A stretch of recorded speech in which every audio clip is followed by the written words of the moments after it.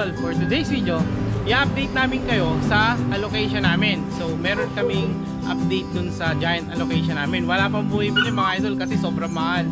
Saka mahirap siyang bulutin mga idol kasi ang laki na niya. So kung gusto nyong bilhin talaga mga idol, PM nyo na lang ako sa Facebook ko. Nandiyan naman sa baba yung Facebook link ng Facebook ko. Sa description na lang mga idol, or email nyo na lang ako dyan. Okay, so pasok intro para bro.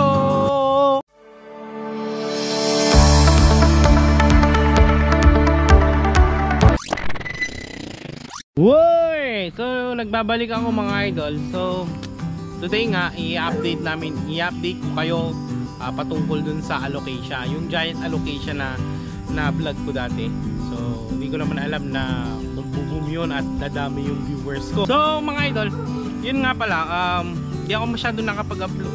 Meron akong isang araw na hindi nakapag-upload kasi sobrang busy ko dun sa trabaho ko mga idol. Kasi ano nga, since nasa quarantine ako, so nag-work from home pa rin ako. Kailangan kasi mag-work pa rin kasi wala namang ibang magagawa ng mga trabaho mo doon sa company namin. So yun mga idol, medyo confidential kasi yung trabaho ko.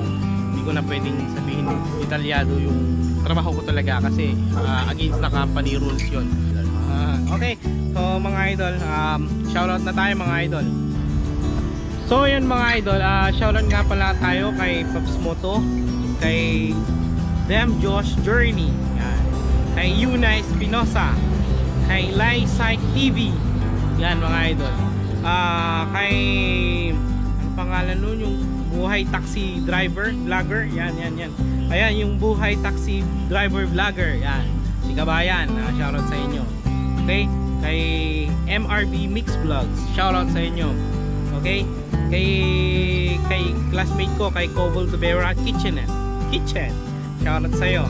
Alam ko nanonood ka. Kay Sir Ben Tower, shoutout sa'yo Sir Ben, pagaling ka, masarap. Yan. Tapos kay Joy Vlog, kay Eman Nami Gaming, Nami Gaming, shoutout sa'yo sir. Kay Tambulero, yan, shoutout sa inyo mga idol. So marami pa mga idol, hindi ko na mabasa pa. Basta yung ano, yung mga madalas nagko-comment sa akin, yan, shoutout sa inyo, salamat kay Sir Dem Josh, yung talaga si Sir, saka si Lai Sai, yan, madalas yan mga yan. Saka special nga pala tayo mga idol, special shoutout tayo kay Sir Carl Gerard kapangalan, Gerard Hernandez, shoutout sa iyo sir. So mga idol, shoutout din pala natin si Sir Arnel de las Alas, saka yung partner niya, saka yung kanilang YouTube account na YouTube channel na Filipina Farm Girl. Regards yun sa natural farming mga idol. Bisitahin nyo yung kanilang YouTube channel. Maganda yung kanilang magiging content doon. So shoutout sa inyo, Filipina Farm Girl. Okay, shoutout din pala natin mga idol yung Balitungag Riders. Yeah, nagpapa-shoutout sila eh. So ang dami ninyo eh. Isang grupo na lang kayo Balitungag Riders. So alam ko madalas sila nagra-ride eh, nagbabike, nagmumotor. So yan, hindi naman ako pwedeng sumama kasi busy din ako. So yun mga idol, shoutout sa inyo. Sa mga hindi pa na i-shoutout, comment down below. Sa mga gusto magpa-shoutout, comment down below mga idol, no? Okay, maraming salamat sa inyong lahat. At hindi ko kayo maisa-isa kung sino-sino kayong mga idol natin na madalas nanonood ng mga vlog ko. Okay, so yan lang muna mga idol. So tuloy natin yung video. Meanwhile, meron kasi mga allocation dito sa likod bahay na. Yun nga, bilinag ko siya dati, tapos gusto ko siyang ibenta, bibilhin. Eh wala naman, ay meron gustong bumili mga idol, kaso nung nagtanong siya, lockdown pa nun eh, hindi naman ako pwedeng lumabas ng Tarlac, kaya hindi ko siya naibenta. So yun mga idol, kung may gusto pa rin talagang bumili, pwede pa rin naman, available pa naman siya. So ipapakita ko na siya sa inyo mga idol. So yan, ipakita na natin. Actually nasa likod ko na eh, nakikita nyo na eh. So yan mga idol. So ipapakita ko sa inyo mga idol. So yan siya mga idol. Ito rin no. Actually mga idol, tinanggalan ko siya ng ng dahon. Ayan, tinanggalan ko kasi nga nung medyo natungnyog yung baga, nag-dry na yung mga dahon, tinamaan yung allocation. Tapos Actually dito kasi mga idol sa likod bahay namin, andito yung mga aso. Ang dumi ng sukal ng ano namin, likod namin. Hindi ko kasi masyadong nililinisan na. Basta, ayoko linisan. Ayaw mo nang ganyan. So andyan kasi mga aso mga idol. So ayan si Isay, ayan si Isia, ayan sila. Hello Isay! Ayan sila, ayan. Okay. So ito yung allocation mga idol. Sa mga nagtatanong or naghahanap kung kumusta na nga ba yung allocation natin. So ito yung allocation mga idol. Malaki pa rin siya. So kung gusto niyo makita mga idol, mas mataas talaga siya sa akin, nasa 10 feet to 12 feet to. So may iniwan naman akong tatlong dahon niya, leaves. Yun mga idol. Meron siyang hindi ko kasi masyadong hinahawakan mga idol kasi nga Makati ito. So merong tatlong ano siya mga idol, sumusupang na dahon. Tatlo din, oh. So yan. Mula nung tinanggalan ko, lumabas sila kaagad. Ngayon, tinanggalan ko kasi Makati to mga idol. Sobrang kati. Minsan kung nahawakan to, yung palad ko as in nangati. Ang ginawa ko lang is hinugasan ko mabuti, sinabon ko, tas lagyan ko ng asin. O yun, natanggal naman siya. Asin ang importante para matanggal yung kati. So ayan mga idol, ayan, nagdadahon na siya. Ang laki niya mga idol, titignan ninyo.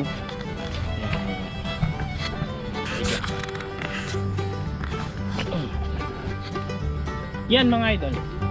Oh, diba? Mas matangkad.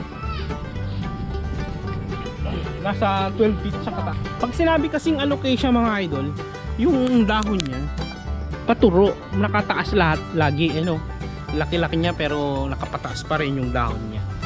So yan, kaya tinawag na allocation.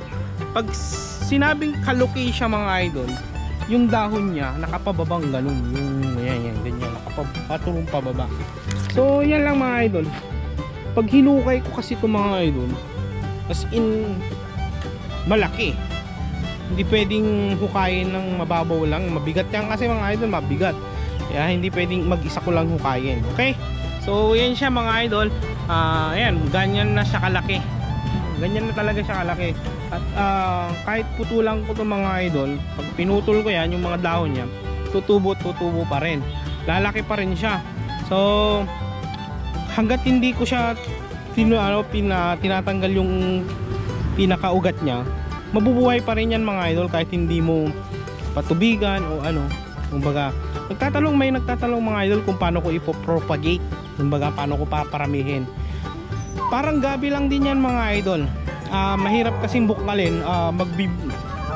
Magpe-play na lang ako ng isang video para pakita yung meron akong bubungkalin na isang maliit na allocation. Tapos ipapakita ko sa inyo yung ugat niya. So punta tayo doon mga idol. Tara. One eternity later.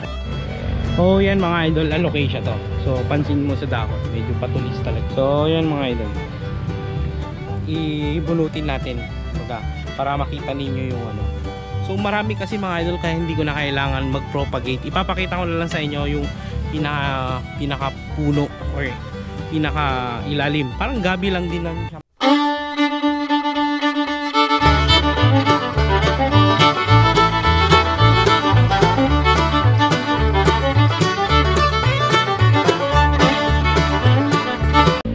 So ayan mga idol, nabunot ko na siya.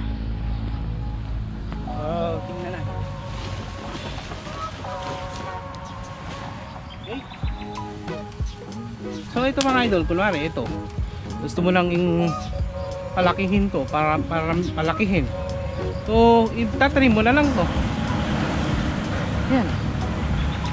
Galing siya sa isang punong malaki. Yan yan, pwede mo lang dami na yan, parang ito. Yan. Diba? So yan malaki na yan 4 feet 5 feet, diba? So yun, marami din dyan. Ang kalat kasi yung allocation dito, kaya hindi ko na kailangan mag-propagate o magparami kasi napakarami nila, lalo dyan sa may kabila mga idol. Dyan ang dami dati niyan, pero ang daming kumukuha. Mga maliliit lang kinukuha nila, pero yung malalaki mga idol hindi ko binibigay kasi just in case may kumuhang mga landscaper or mga engineer na mga gustong bumili ng malalaking alocasia, bibenta ko. Di ba? Yan mga idol. Whew! So, salamat mga idol. Ayun oh, ang ganda nito. Ayan, oh. Diba? Pag ilalagay mo sa isang set, ano yan? Ganda yan. Ayun, sa may gildang kalsada. So guys, maraming salamat mga idol. Bye bye! One eternity later.